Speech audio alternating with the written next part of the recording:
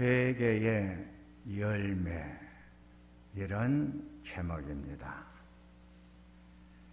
누가복음 12장에 무서운 하나님의 심판에서 살 길은 회개할 때 온다는 예수님의 말씀을 들은 자들이 예수님께 와서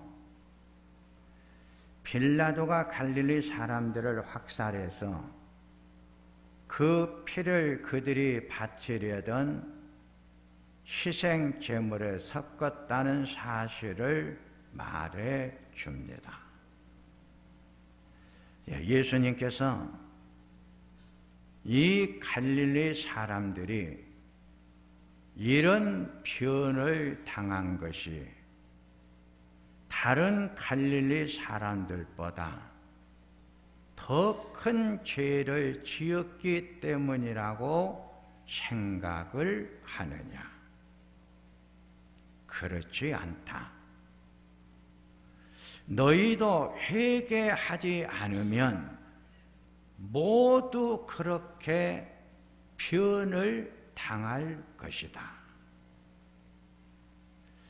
실루암에 있는 탑이 무너져서 18명이 죽었는데 죽은 18명이 예루살렘에 살고 있는 자들보다 더 많은 죄를 지었기 때문이라고 생각을 하느냐? 그렇지 않다. 너희도 회개하지 않으면 모두 죽게 될 것이다.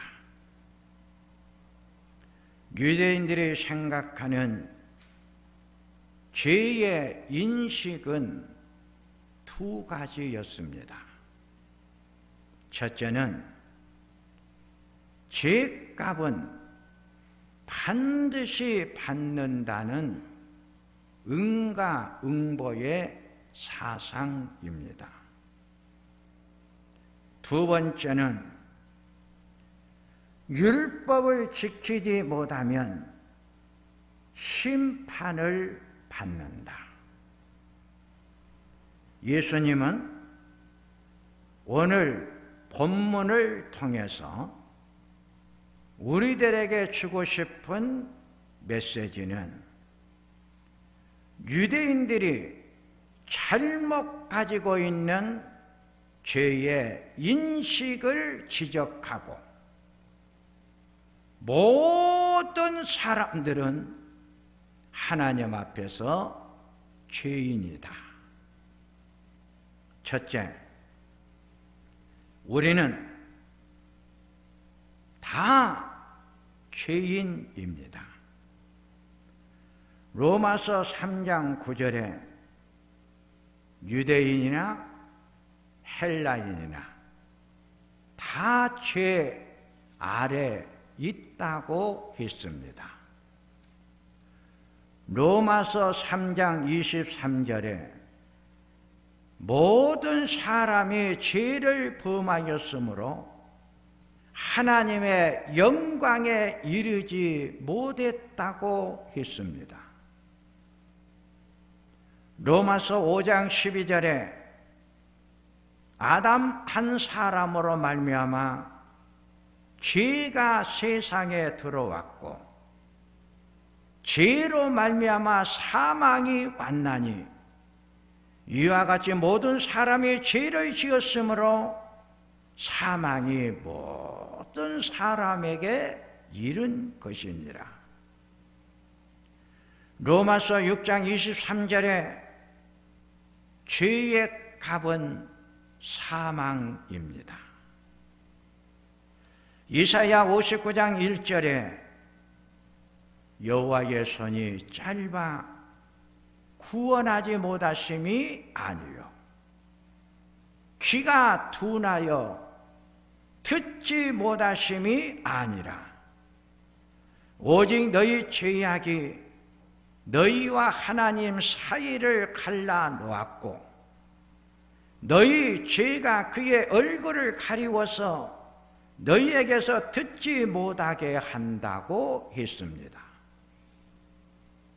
죄의 결과는 사망, 심판, 단결, 막힘입니다.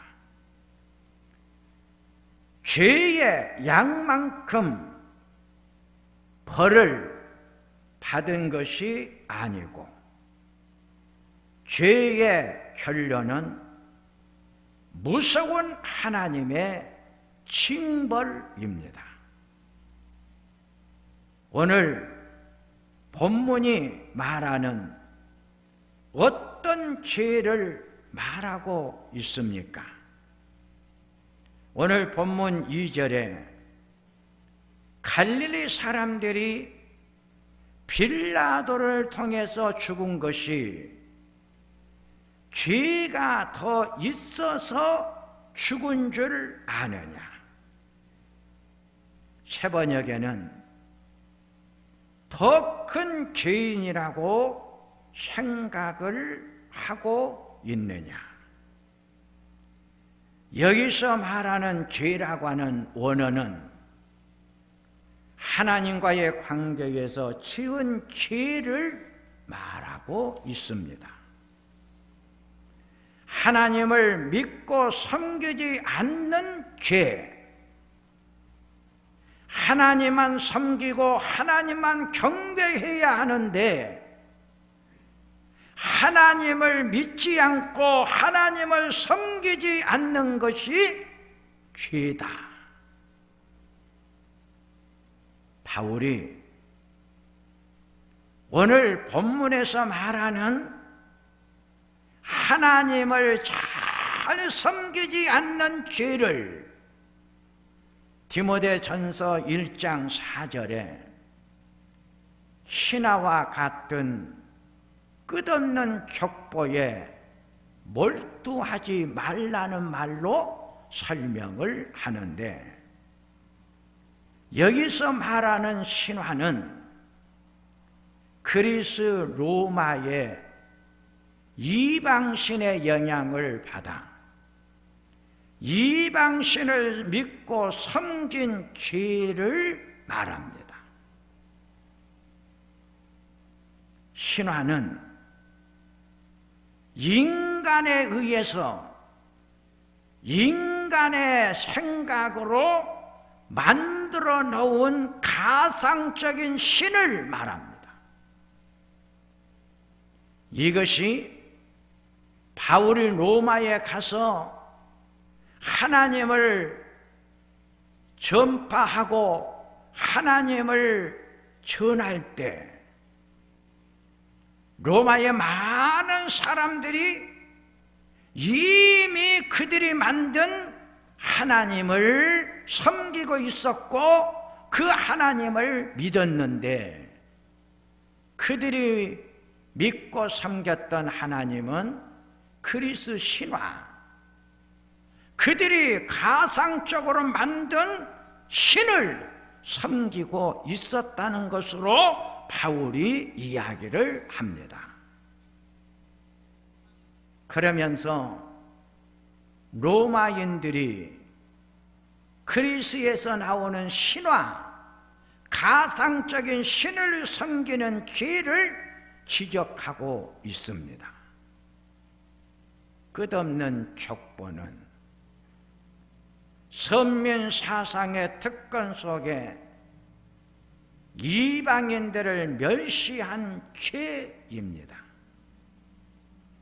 온 인류의 하나님을, 자기들만의 하나님을 만들고 섬기는 유대인들의 죄, 신앙의 에고이즘에 빠진 죄를 말합니다.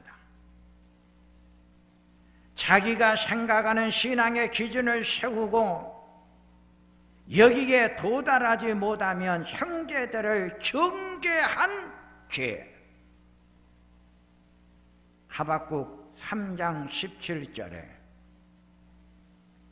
비록 무화과 나무가 무성하지 못하며 포도나무에 열매가 맺지를 못하며 밭에 먹을 것이 없고 우리의 양이 없고 요양간에 소가 없을지라도 나는 여호와로 말미암아 즐거워하며 나의 구원은 하나님으로 말미암아 온 것을 기쁘게 여기며 우리에게 구원해 주시는 하나님만 섬기고 하나님만 믿겠다.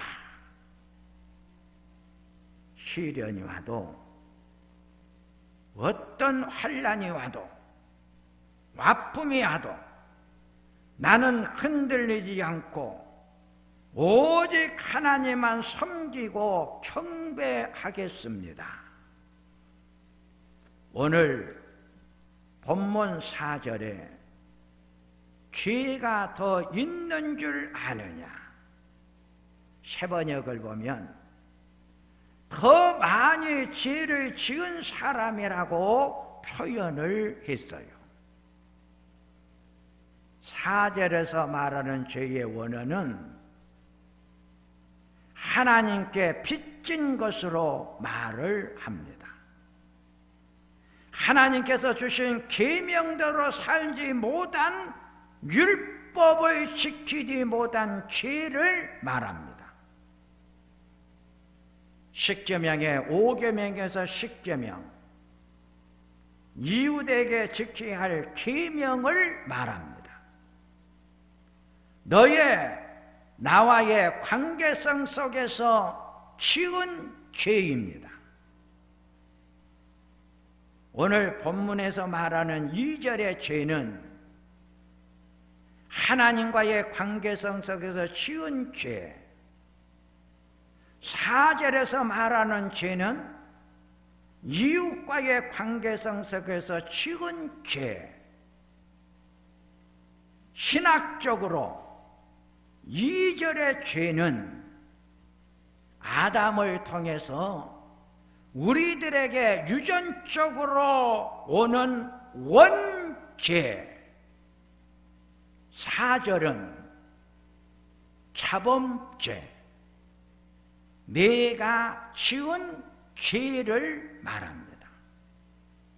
우리는 이 원죄와 자범죄를 지은 죄인임을 알아라. 모든 사람은 이 원죄, 내가 지은 자범죄, 이 죄인임을 인식하고 알아라 하는 것입니다. 오늘 본문이 우리들에게 준 첫 번째 메시지는 하나님 앞에 모든 사람들은 다 죄인이다. 죄의 굴레 속에 다 포함이 된 죄인임을 알아라. 두 번째, 죄의 회개입니다. 오늘 본문 5절을 보니까 너희도 만일 회개하지 않으면 이와 같이 망하리라.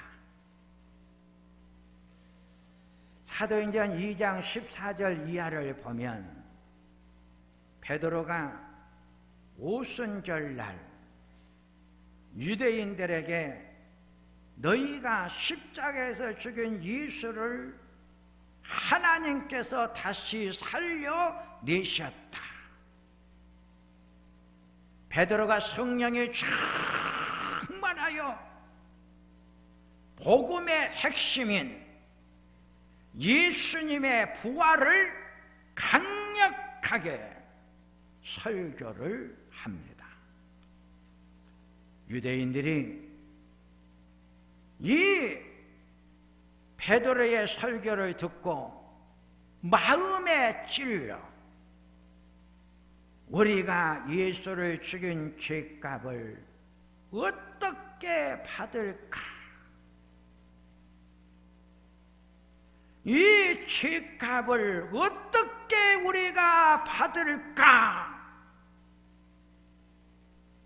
유대인들은 가슴을 치며 통곡합니다. 이때 베드로가 회개하여 죄 사함을 받아라. 너희가 지은 죄를 회개하라. 죄의 양만큼 회개하라 하는 말이 아니라 우리는 하나님 앞에 죄인임을 알고 내 죄를 하나님 앞에 회개하라. 그리고 죄 사함을 받아 죄로부터 오는 두려움에서 자유함을 누려라. 예사야 9장을 보면 바벨론 포로에서 1차로 돌아온 유다 백성들이 이방인의 딸과 결혼하여 유다의 순수성을 잃어버린 죄를 범하자 예사야가 부끄럽고 낯이 뜨거워 감히 하나님을 향하여 얼굴을 들지를 못했습니다. 예사야 10장을 보면 예사야가 하나님의 성전에 엎드려 울며 죄를 자복할 때에 많은 백성이 크게 통곡하며 이방인 여자들을 다 돌려보내는 회개가 일어났습니다. 회개는 자신의 방향을 돌리는 것이며 하나님 앞으로 돌아오는 것입니다. 회개하지 않으면 그 누구도 죄의 심판을 면치를 못합니다. 갈릴리 사람이든 망대 밑에 있던 사람이든 상황과 장소, 했던 일이 중요하지 않고 하나님 앞에 회개하는 것이 중요합니다.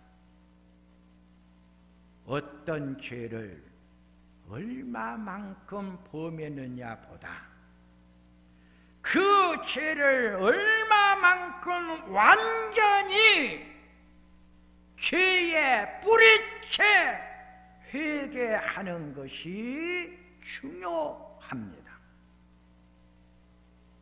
그러게 회개는 자기의 죄를 아는 것입니다.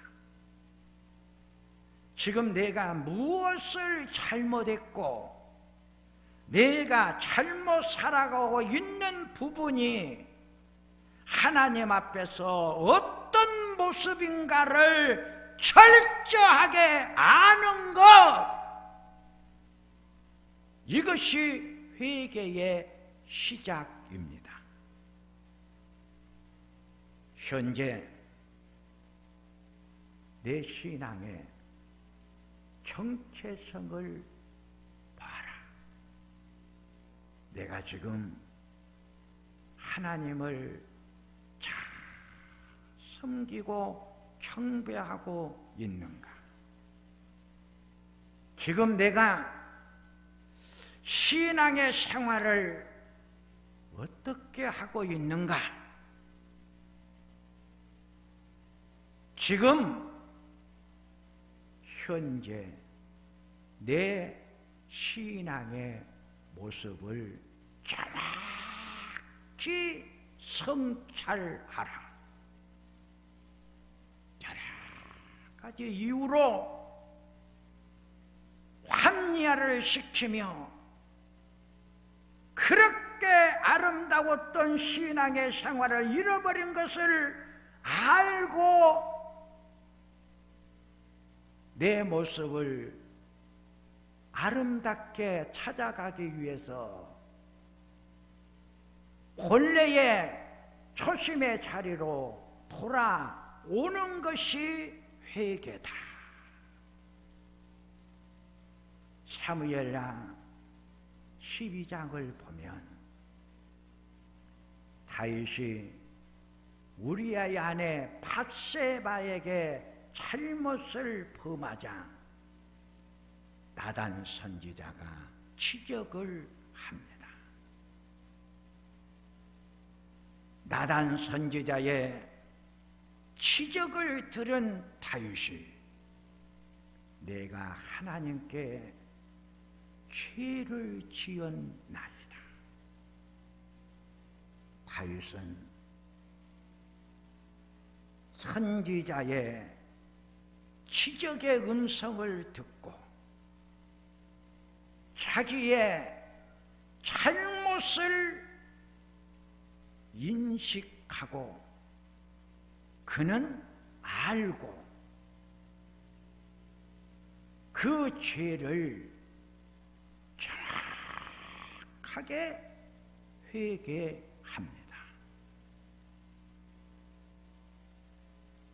다윗의 위대함이 그가 우리아의 아내 밧세바라고 하는 여인을 범한 죄가 아니라 그 죄를 지었을 때 선지자의 말씀 앞에서 자기의 잘못을 아는 것,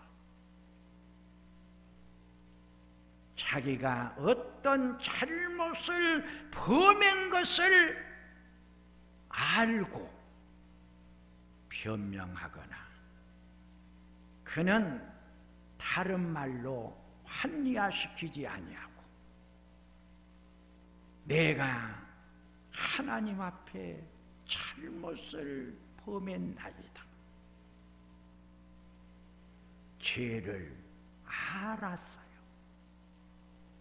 그리고 그 잘못된 생활을 회개하는 다윗의 모습이 성서의 저자들은 다윗의 위대성을 말해 주고 있어요. 시편 51편을 보면 얼마나 하나님 앞에 회개하는 다윗의 아름다운 모습을 가르쳐 주는데 시편 51편 2절에 나의 죄악을 맑게 씻으시며 나의 죄를 깨끗이 제하소서. 하나님이여, 내 죄악이 얼룩이죠. 흔적이 남은 죄악의 흔적을 하나님 아버지여, 내가 눈물로 회개하오니 회개에 흐르는 눈물로 깨끗하게 씻어 맑게 만들어 주소서. 51편 3절에 내가 무슨 잘못을 했는지 알고 있습니다. 내가 잘못 지은 죄를 흰눈처럼 씻어 주소서. 다윗은 철저하게 회개의 눈물로 흰 눈처럼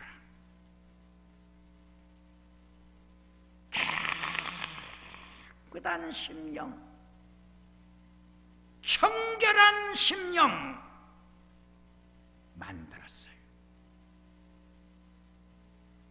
오늘 본문이 준 두 번째의 메시지는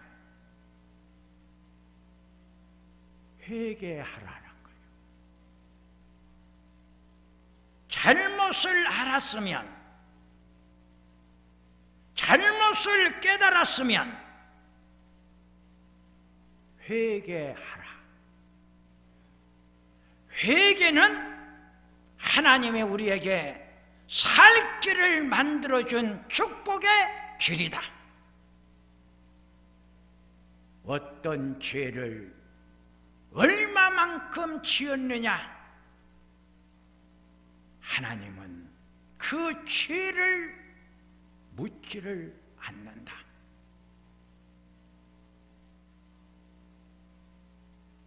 사람이기 때문에 이렇게도 죄를 짓고 저렇게도 잘못 살아갈 수가 있다. 말씀을 통하여 깨달았으면 그것을 바로 방향을 잡아가는 것이 중요하다. 하나님은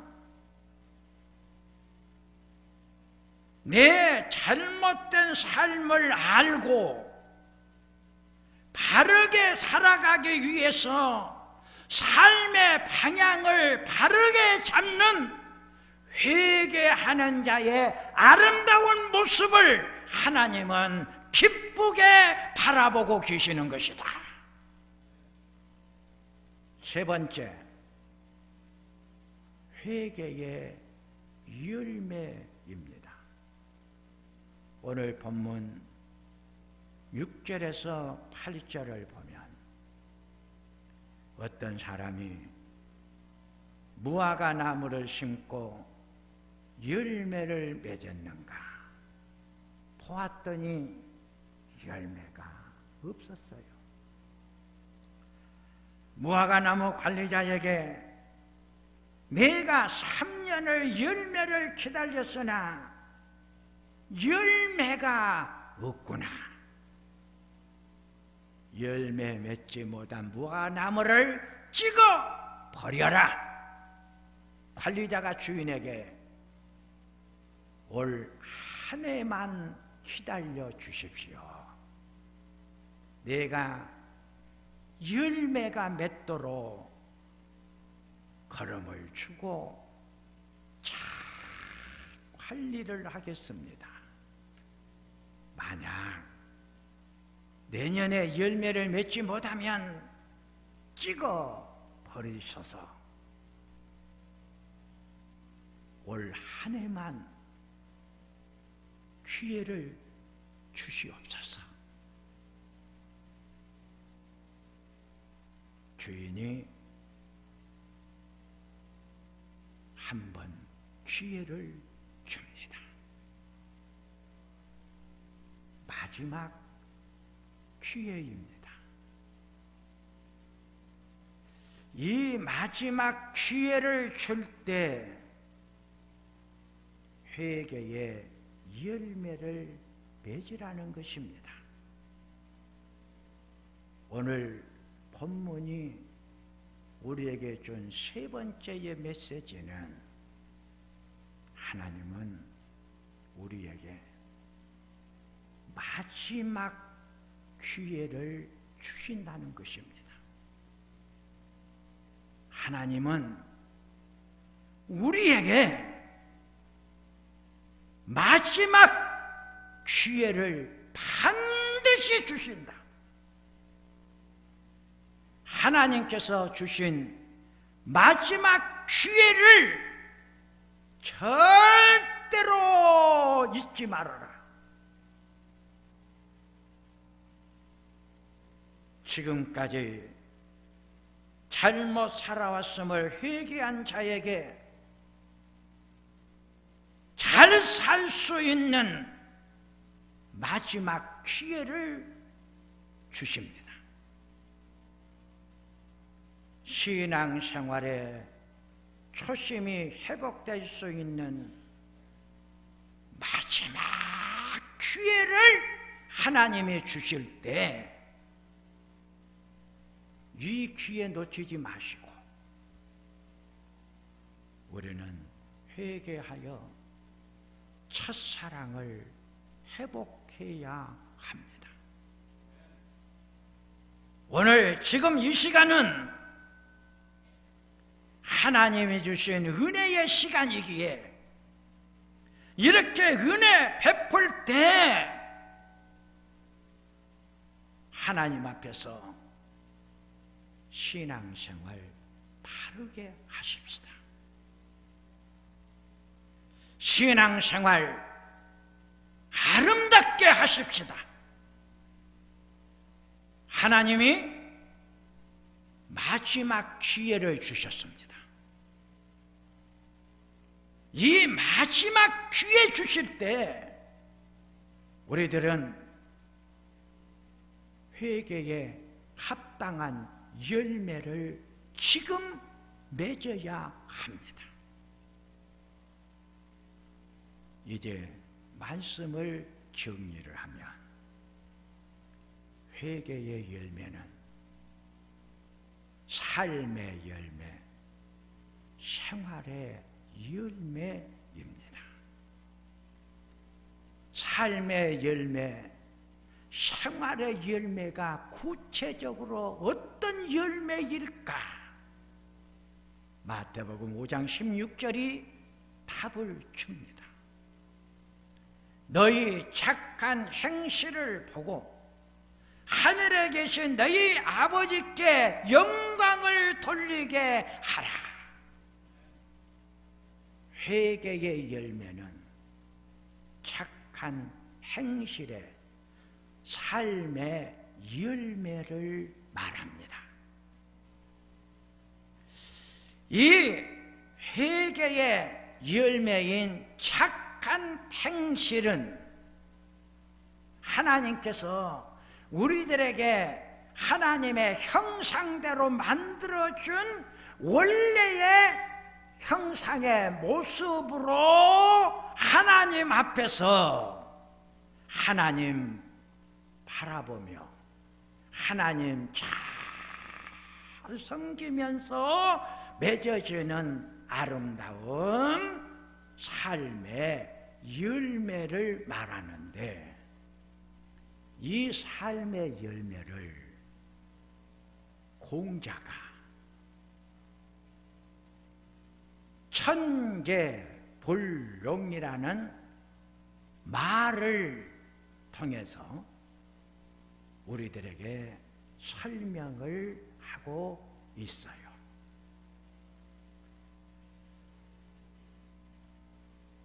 공자가 말한 천계불용이라는 말은 덕 없이 머리만 좋은 사람은 아무 짝에도 소용이 없다. 이 말에서 왔어요. 이 말이 어떻게 해서 만들어졌냐면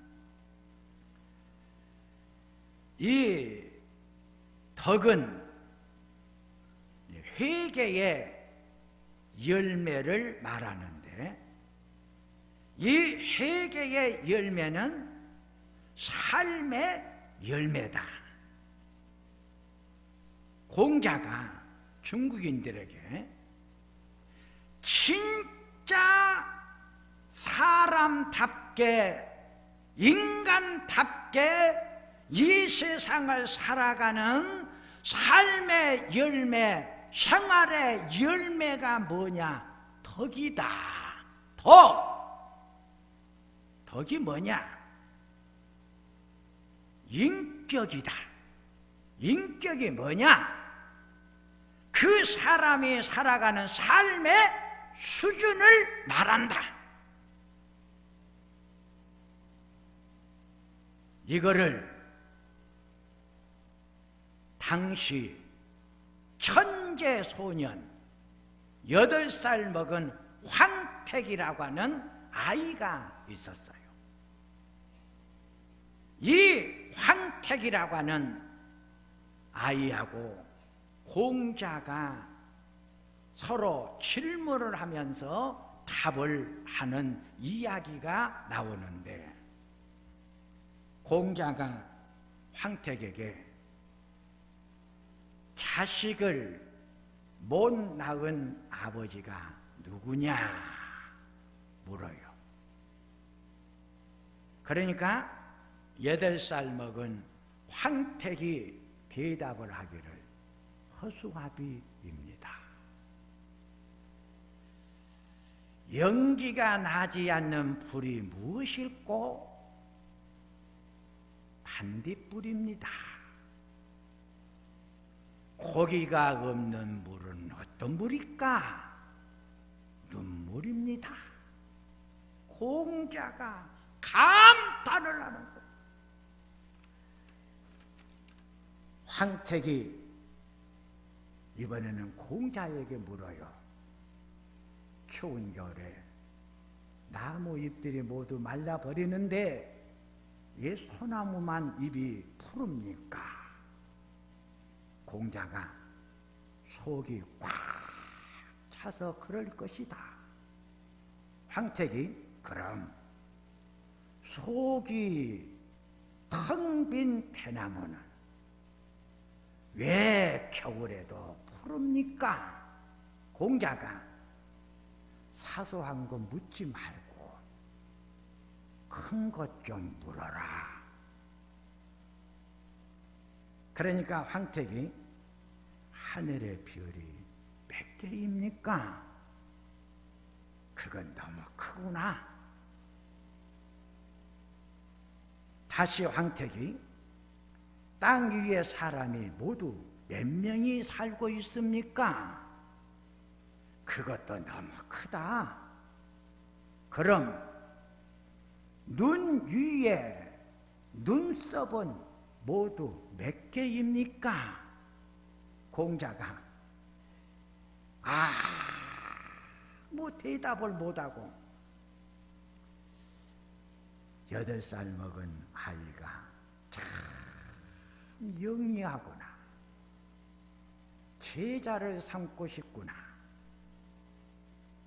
그러다가 공자가 한참을 생각을 하더니 제자 삼는 것을 포기를 해요.